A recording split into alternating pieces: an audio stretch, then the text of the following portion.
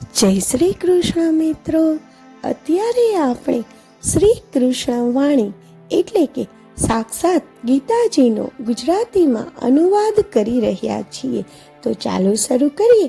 શ્રીમદ ભગવદ્ ગીતા અધ્યાય 8 અક્ષર બ્રહ્મયોગ. અર્જુને કહ્યું, હે પૂર્ણ પુરુષોત્તમ ભગવાન, બ્રહ્મ એટલે શું? અધ્યાત્મ એટલે શું? અને કર્મ એટલે શું? અધિભૂત શેને કહેવાય છે અને અધિદૈવ કોને કહેવાય છે? શરીરમાં અધિયજ્ઞ કોણ છે અને એ કેવી રીતે અધિયજ્ઞ છે?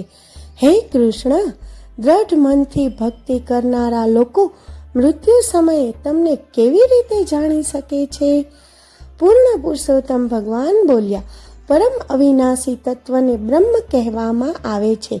પ્રાણીના પોતાના આત્માને અધ્યાત્મ કહેવાય છે.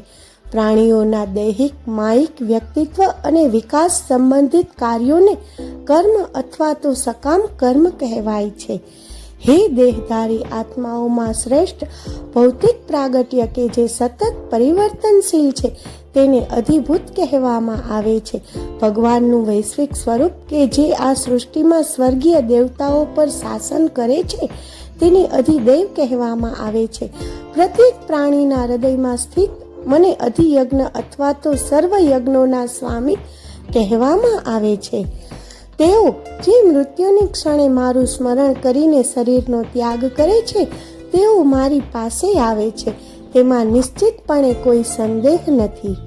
હે કુંતી પુત્ર, મૃત્યુ સમયે શરીરનો ત્યાગ કરતી વખતે વ્યક્તિ જે ભાવનું સ્મરણ કરે છે તે તેને પામે છે, કારણ કે તે સદૈવ એ પ્રકારના ચિંતનમાં જ પરાયણ રહે છે.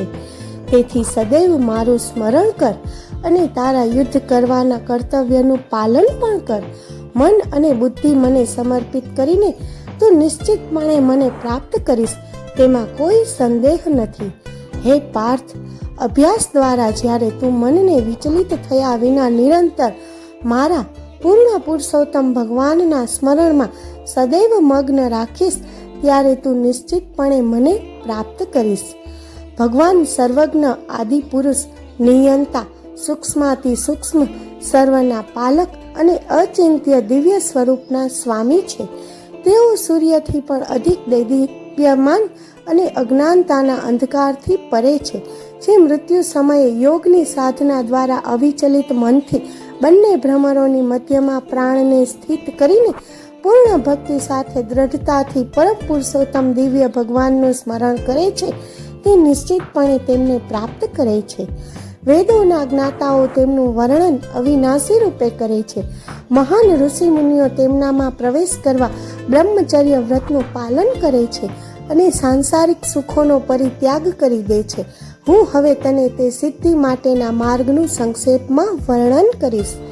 સર્વ દ્વારોને સંયમમાં રાખીને મનને હૃદયના ક્ષેત્રમાં સ્થિર કરીને તેમજ પ્રાણવાયુને મસ્તિષ્ક સુધી ખેંચીને વ્યક્તિએ દ્રઢ યોગિક ધ્યાનમાં સ્થાપિત થવું જોઈએ. જે મારું પરમ પુરુષોત્તમનું સ્મરણ કરતા કરતા દેહનો ત્યાગ કરે છે અને ઓમનું રટણ કરે છે તે પરમ લક્ષ્યની પ્રાપ્તિ કરશે. હે પાર્થ, જે યોગીઓ અનન્ય ભક્તિ સાથે નિત્ય મારું સ્મરણ કરે છે હું તેમને સહજ રીતે સુલભ છું, કારણ કે તેઓ નિરંતર મારી ભક્તિમાં લીન રહે છે. જય શ્રી કૃષ્ણ. જય દ્વારકાધીશ.